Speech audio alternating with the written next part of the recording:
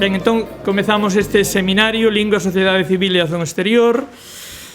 Temos tres intervenientes. O primeiro vai ser o doutor Eugenio Anacoreta Correa, que é coordenador da Comisión de Lingua na CPLP, que nos vai falar de concertación política e desenvolvimento, especialmente no campo da CPLP. Agradecemos antes de nada unha vez máis a súa vinda, ainda que sabemos que non está lonxe de nós aquí en Portugal, pero é sempre un sacrificio que agradecemos. Entón, dou-lhe xa a palavra. Eu queria começar por agradecer, na pessoa do Presidente da Academia, este convite para de novo voltar a Santiago. É sempre um gosto vir a esta cidade, que venho há muitos anos e venho sempre com muito gosto, mas a oportunidade de vir no contexto da Academia Galega dá-me um gosto acrescido pelos amigos que encontro e amigos que são companheiros de uma causa que é comum. Queria cumprimentar os outros dois membros da mesa, uma saudação especial ao Sr. Secretário-Geral da Política Linguística da Junta da Galiza, com quem estamos repetidamente a conversar sobre as mesmas questões e sempre dando passos em frente naquilo que nos preocupa. Entrando no tema que me foi dado, eu começaria por recordar que a CPLP foi fundada em 28 de junho de 1985, faz hoje exatamente 19 anos. Mas gostaria de lembrar também, sim, 96, portanto, 19 anos. Mas gostaria de lembrar também que esta não foi a primeira tentativa para juntar numa mesma organização os povos que falam a língua portuguesa. A primeira organização que foi fundada quase 10 anos antes, foi a UCLA, que começou por ter um nome muito complicado, União das Cidades Capitais Luso-Afro-Américo-Asiática, e que hoje tem um nome que está reduzido à União das Cidades Capitais de Língua Portuguesa. Faz amanhã 30 anos que a UCLA foi criada. E foi criada pelo Presidente em Lisboa, pelo Presidente da Câmara Municipal de Lisboa, reunindo as capitais do Brasil e dos 5 PALOPs e tendo por objetivo estes objetivos que aqui apresento. Em que eu pedi a vossa atenção para a terceira linha a começar do fim, em que o objetivo não é um objetivo de países, é um objetivo de povos. Tem a vontade de construir uma comunidade de povos marcados por idênticos valores, e estes valores estão em volta da língua portuguesa. A UCLA cresceu e hoje reúne 30 cidades que, de uma forma ou de outra, exerceram funções de capital nos respectivos países. É neste? A segunda organização que foi criada antes da CPLP foi o Instituto Internacional de Língua Portuguesa, que foi criado em São Luís do Maranhão, no Brasil, numa cimeira de chefes de Estado, convocadas pelo então Presidente José Sarney. A ideia de constituir o ILP pertence ao professor Adriano Moreira, que estava nessa altura no Brasil e que, grande amigo do Presidente José Sarney, o levou a constituir o ILP. O ILP, no ano seguinte, uma reunião de ministros da Educação e da Cultura dos 7 países fixou-lhe os objetivos que são aqueles e que têm a ver exclusivamente com a língua portuguesa. Não aconteceu nada relativamente ao ILP e é por isso que quase uma década passada se constitui a CPLP. Não aconteceu nada e eu parava aqui para fazer um pouco de análise de porque é que não aconteceu nada. Porque as prioridades políticas e diplomáticas de cada uma deste grupo de países, portanto os 5 PALOPs, Portugal e o Brasil, estavam viradas para outras orientações. O Brasil vinha, desde 1984, juntamente com a Argentina, o Uruguai e o Paraguai, tentar criar o Mercosul, que só se consolidou, só se criou realmente em 26 de março de 91 e, a partir de então, foi tendo sucessivos alargamentos. Portugal, desde 1 de janeiro de 86, tinha aderido, no mesmo dia que a Espanha, à CEE e, nesse âmbito, tinha uma cooperação multilateral com os 5 PALOPs, no âmbito da Convenção de Lomé III, e desenvolvia cooperação bilateral com cada um dos PALOPs. E, finalmente, os PALOPs mantinham vivo uma unidade de concertação que tinha sido criada em 61 em Casablanca, em Marrocos, e que se chamava a CONCP, Coordenação das Organizações Nacionalistas das Colónias Portuguesas. Apesar das independências, apesar dos partidos de cada um destes países que tinham constituído a CONCP estarem no governo, mantiveram este Conselho de Coordenação entre eles vivo e chamava-se na altura os 5. Reuniam de 2 em 2 anos, rotativamente, nas capitais desses países. E em 92, a reunião foi em São Tomé, onde eu na altura estava como embaixador de Portugal, e nessa ocasião, e eu tive alguma intervenção nisso, foi constituído o grupo dos 5 mais 1, ou seja, os 5 PALOPs mais Portugal. E é neste contexto que aparece o Dr. José Aparecido de Oliveira, que tinha acabado de ser nomeado embaixador do Brasil em Portugal. Dr. Aparecido de Oliveira tinha sido Ministro da Cultura durante 2 meses no governo do Presidente Sarney, portanto, de março a maio de 85. Depois foi Governador do Distrito Federal de Brasília, de 85 a 88. Depois, novamente, Ministro da Cultura, de 88 a 90. E nesta segunda passagem pelo Ministério da Cultura, a sua intervenção foi determinante para a criação do ILP.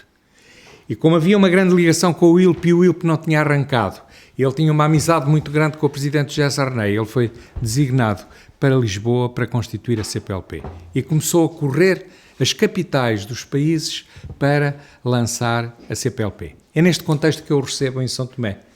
Avisado pelo meu Ministério dos Negócios Estrangeiros que ele ia, ele apareceu muito cedo, de manhã, quis conversar comigo para saber o que é que havia de dizer ao Presidente e ao Primeiro-Ministro e ao Ministro dos Negócios Estrangeiros de São Tomé. E pronto, por lá estive, conversei uma hora com ele, combinámos que ele viria almoçar à residência da Embaixada e a meio da manhã ele voltou a aparecer e eu olhei para os relógios e disse, isto não são horas de almoço, isto veio, o que é que aconteceu? Então ele vinha muito entusiasmado porque as conversas, tanto com o Presidente da República como as outras que tinham tido, tinham sido excelentes e ele tinha ficado muito agradado com todas as informações que eu lhe tinha dado, porque acabou por as ver confirmada e pela receptividade que tinha encontrado. Bem, ele passou mais algumas horas ainda em São Tomé, ia com uma filha, Cecília, que ficou... Eu peço desculpa de contar estes apontamentos pessoais, mas isto dá um bocado de sabor, que eu levei a visitar uma antiga roça de São Tomé, onde havia umas plantas que, quando se tocava na folha, fechavam, porque era assim que capturavam mosquitos, moscas, etc. E a rapariga ficou maravilhada com aquilo. Deve haver plantas destas no Brasil. Mas na altura ele disse-me assim, olha, estou muito contente, queria muito que viesse jantar à minha casa quando fosse a Lisboa. Quando é que vai a Lisboa? Embaixador, eu vou daqui a 15 dias a Lisboa porque vai haver uma reunião dos 5 mais 1. 5 mais 1, o que é isso? Então, eu já lhe expliquei. E bem, ele teve uma verdadeira fúria. E o Brasil? E o Brasil? Onde é que está o Brasil? Bom, a reunião aconteceu, ele foi convidado como observador para essa reunião, que chegou a Lisboa e barafustou. É nessa reunião também que eu conheço o Ramos Horta, que também participou como observador, e o final feliz desta história toda é que a minha mulher e eu fomos jantar mesmo à Embaixada do Brasil, num jantar em que só estava também o Governador do Banco do Brasil, com a mulher. Depois de sair de Lisboa, o embaixador Aparecido Oliveira esteve indigitado para Ministro das Relações Exteriores do Brasil, mas por razões de saúde acabou por não assumir o cargo. A CPLP foi constituída com 3 objetivos fundamentais que estão aqui ditos. A concertação político-diplomática, no sentido de afirmar a comunidade e os interesses de cada um dos seus membros, uma cooperação bilateral e multilateral e a promoção e a difusão da língua portuguesa. Como veem, a língua portuguesa faz parte do ADN da comunidade da CPLP. Se quiséssemos fazer um curto balanço sobre o que é que significou estes objetivos na vida da CPLP, eu diria que tem corrido muito bem a concertação político-diplomática, a independência de Timor é produto da pressão feita pela CPLP e por todos os seus membros, mas o que significa a superação dos conflitos que houve, conflitos internos que houve em São Tomé, na Guiné-Bissau, as missões de observação internacional para atos eleitorais, etc., decorre dentro deste âmbito e corre bem. A cooperação bi- e multilateral vai correndo bem nos setores e menos bem noutros, mas corre bem, por exemplo, corre muito bem no setor da saúde. E quanto à promoção e difusão da língua portuguesa, eu falarei disso mais adiante. Na altura foram constituídas alguns dos órgãos da CPLP. A Conferência de Chefes de Estados e de Governo, que reúne de 2 em 2 anos, e na capital onde reúne se inicia a presidência do Estado que recebe esta cimeira. O Conselho de Ministros, que reúne uma vez por ano e na reunião que tem antes da cimeira de chefes de Estado propõe medidas que os chefes de Estado depois aceitam. O Comitê de Concertação Permanente, que é constituído pelos embaixadores dos países junto à CPLP e que reúne todos os meses. O Secretariado Executivo, que é um órgão que está encarregado de pôr em marcha todas estas decisões, e depois há reuniões ministeriais setoriais, há a reunião de pontos focais da cooperação que reúne conforme as necessidades da agenda, há a Assembleia Parlamentar da CPLP, que reúne também uma vez por ano, e há agora, mais recentemente, incorporado na CPLP, o próprio ILP, o Instituto da Língua Portuguesa. A CPLP teve um interesse muito grande em criar, no domínio da relação multilateral, ligações com várias agências das Nações Unidas e com outras organizações. Tem hoje relações diplomáticas estreitas com cerca de 20 organizações internacionais, mas todas as agências mais importantes das Nações Unidas fazem parte da relação estreita com a CPLP e a CPLP lança algumas campanhas, por exemplo, neste momento corre uma com a FAO, Juntos contra a Fome. Anteriormente correu uma outra contra o trabalho infantil com a OIT e, portanto, esta relação internacional decorre com grande intensidade. Eu penso que nesta fase, quando estamos quase a atingir os 20 anos de CPLP, a CPLP tem 2 desafios da maior importância. O primeiro é saber se vai ficar fechada sobre si própria ou se faz alargamentos. E a ideia que há hoje é a de alargar a CPLP, alargar o número dos seus membros. Criaram-se 2 categorias aqui nesta matéria. Os Estados-membros são Estados que, e é uma obrigação, devem ter a língua portuguesa como língua oficial, e há uma segunda categoria que é dos observadores associados, que não têm essa obrigação, mas têm a obrigação de respeitar a democracia, o Estado de Direito, os direitos humanos, etc. E o número de observadores associados, hoje eu já vou também referir isso, é de 6. O segundo desafio da CPLP é o problema do desenvolvimento. São atualmente observadores associados, estes que aqui estão referidos, a Ilha Maurícia desde 2006, a altura em que foi criado este estatuto, o Senegal 2 anos depois e o ano passado em Dili, vai fazer agora um ano, foram admitidos a Geórgia, o Japão, a Namíbia, a Turquia e há mais uma série de países que se anunciam como candidatos próximos a obter este estatuto de observador associado. Eu queria dizer que está a haver com cada um destes Estados programas que incentivam o ensino ao português Em alguns destes estados, esses programas estão muito adiantados, é o caso do Japão. No Japão há variadíssimas universidades a fazerem hoje o ensino de português. Só na Universidade de Sofia há 5 cátedras de português que são regidas por professores brasileiros e o Japão, para além de ter muitos brasileiros a viver no seu país, tem uma grande imigração no Brasil e esse foi um dos argumentos fortes que o Japão utilizou para pedir o seu estatuto de observador associado. O outro foi da gastronomia e da recordação que existe de que se diz pão para dizer pão e uma série de outras palavras que vêm de português, para além de toda a relação histórica que, designadamente, os jesuítas, São Francisco Xavier, tiveram no Japão e, portanto, são relações que o Japão valorizou muito no dossiê de candidatura a este estatuto de observador consultivo. O segundo desafio que a CPLP tem é o problema do desenvolvimento. Todos os anos, o PNUD, o Programa das Nações Unidas para o Desenvolvimento, faz um relatório sobre o estado de desenvolvimento humano e reduz a apreciação de vários aspectos que têm a ver com a saúde, traduzida pela esperança de vida à nascença, pelos anos de escolarização acima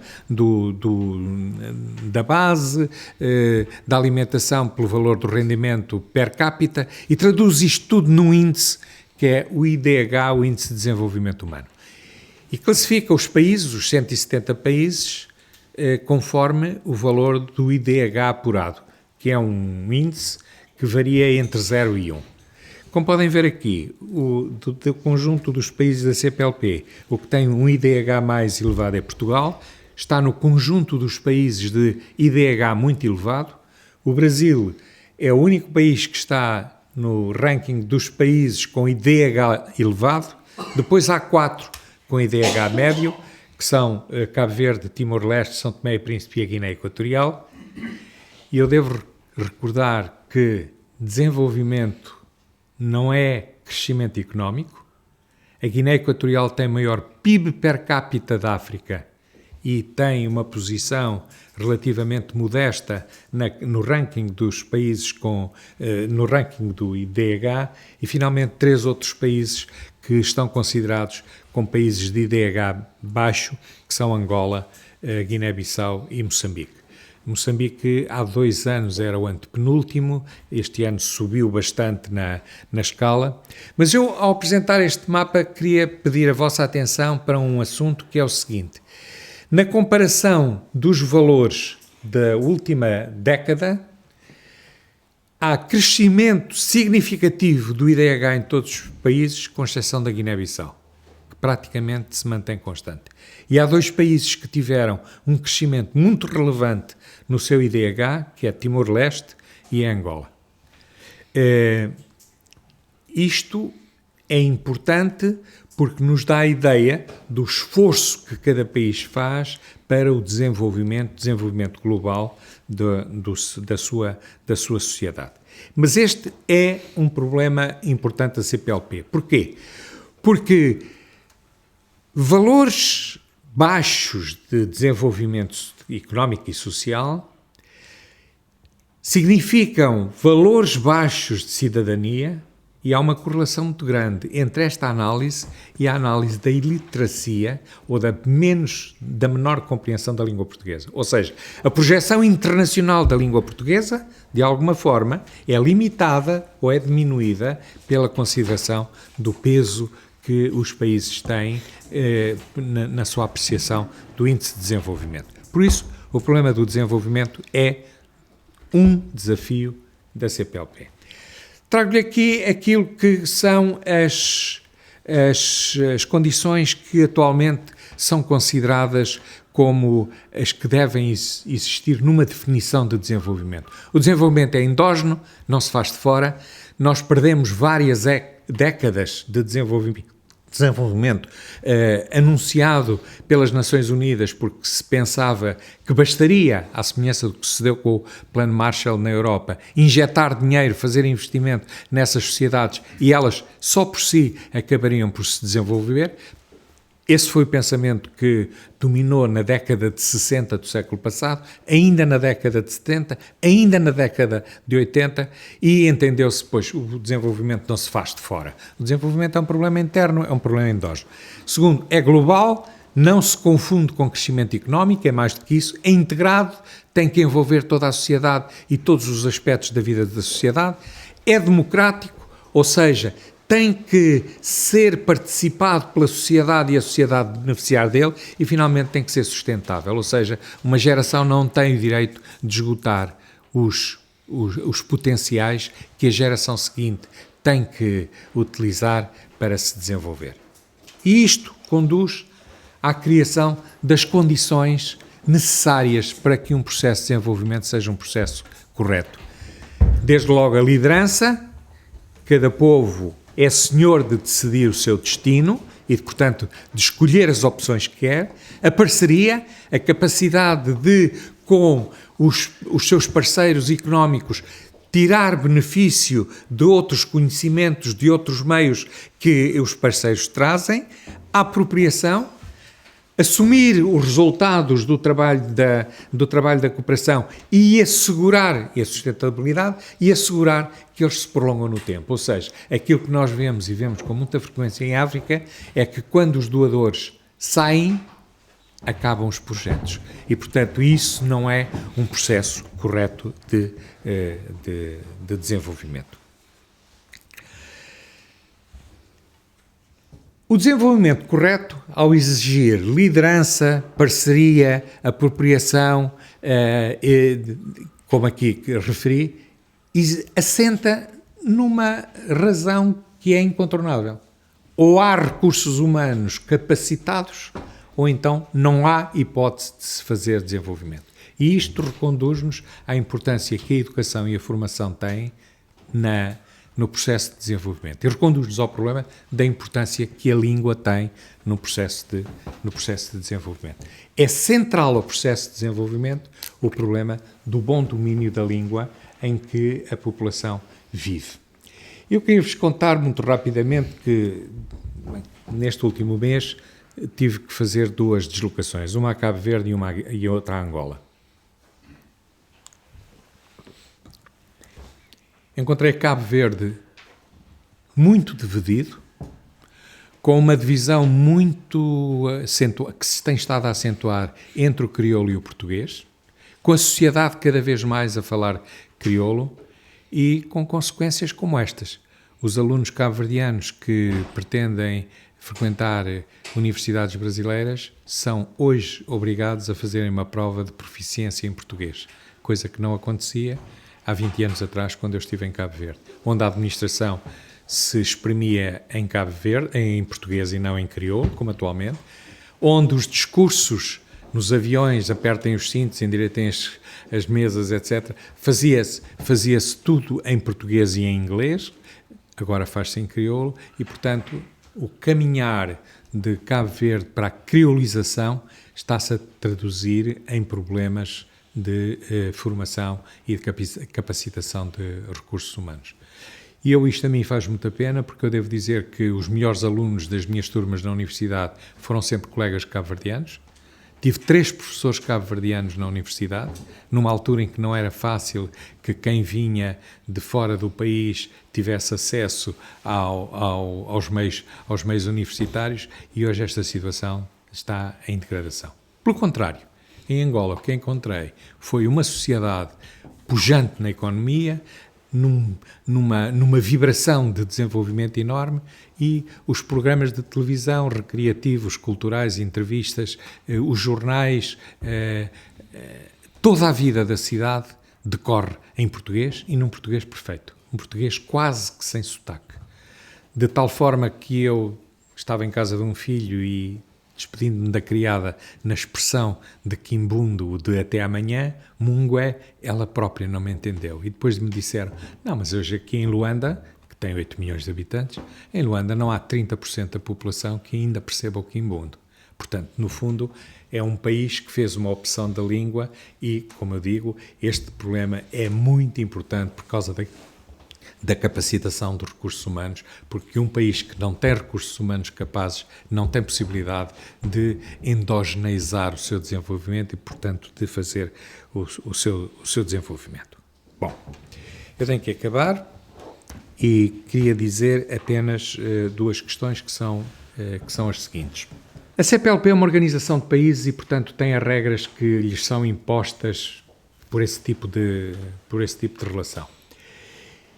Mas a CPLP dá um sinal de grande abertura e de grande interesse em dialogar e trabalhar com países de uma modividência completamente diferente daquela que existe no mundo da lusofonia, como é o caso do Japão, como é o caso da Turquia, como será brevemente o caso, ou que se anuncia, da Indonésia ou da Índia. Por maioria de razão, nós precisaríamos na CPLP de ter atenção àqueles que nos são próximos. E quando eu estou a dizer aqueles que nos são próximos, povos, comunidades, etc., estou-me a lembrar da Galiza, claro, estou-me a lembrar da Extremadura, estou-me a lembrar de Casamansa, estou-me a lembrar de Goa da Mão e Dio, estou-me a lembrar de Malaca, estou-me a lembrar da Ilha das Flores. E, portanto, se nós temos a abertura para acolher quem tem outra perspectiva da vida, tem outros valores da vida, teremos que estar mais abertos e mais próximos daqueles que comungam connosco uma vizinhança cultural, quando mesmo não linguística, mas uma vizinhança cultural e de valores. Eu sei que há muitas pessoas que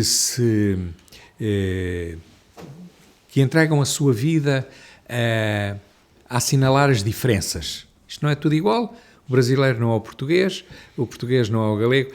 Eu devo confessar que nós, num mundo globalizado, o mundo globaliza-se porque nós adicionamos, cada país adicionou alguma coisa aos outros países com quem dialoga.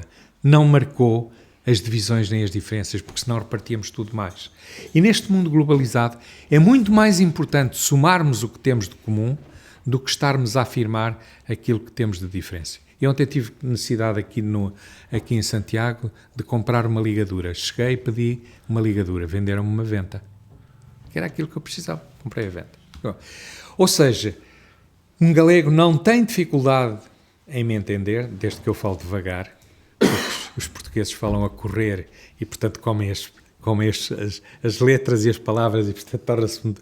Mas eu não tenho necessidade de nenhuma dificuldade de entender o galego, muito embora saiba que aqui há palavras diferentes das minhas, como no Brasil também há palavras diferentes daquelas que são em português. Ora, juntemos os nossos esforços a benefício de todas as partes e a benefício, sobretudo, de ajudarmos a construir um mundo que seja mais fraterno e que viva de valores em que o centro da vida não é a economia nem o crescimento económico, mas o centro da vida é o homem, os seus valores espirituais, os seus valores culturais e aquilo para que o homem foi criado. Foi para ser feliz, não é para ser infeliz. E isto nos obriga a todos a darmos as mãos e a fazermos alguma coisa de mais construtivo na vida. No âmbito da CPLP, é nesta fase mais fácil fazer isto ao nível da sociedade civil do que propriamente das estruturas oficiais. Mas na sociedade civil nós estamos a trabalhar nesse sentido, porque temos consciência do valor que tem juntarmos neste nosso trabalho todos aqueles que pensam como nós e que são sensíveis ao que nós fazemos. É isso que me leva a vir tantas vezes aqui a Santiago, como disse com tanto gosto, e é isso que me leva nas ações que a Comissão Temática de Promoção e Difusão da Língua, que eu coordeno na CPLP, nas ações internacionais que iremos fazer, que já fizemos de outras vezes e que a Academia Galega tem estado sempre presente. O Sr. Secretário-Geral esteve presente numa conferência em Braga, em outubro do ano passado. Um representante da Junta da Extremadura esteve presente numa conferência que fizemos em Évora em abril passado, mas em ações que a Comissão Temática vai fazer no próximo ano, tanto em Angola como na Sorbonne e na Unesco, nós gostaríamos muito de ter a participação também de uma representação da Galiza.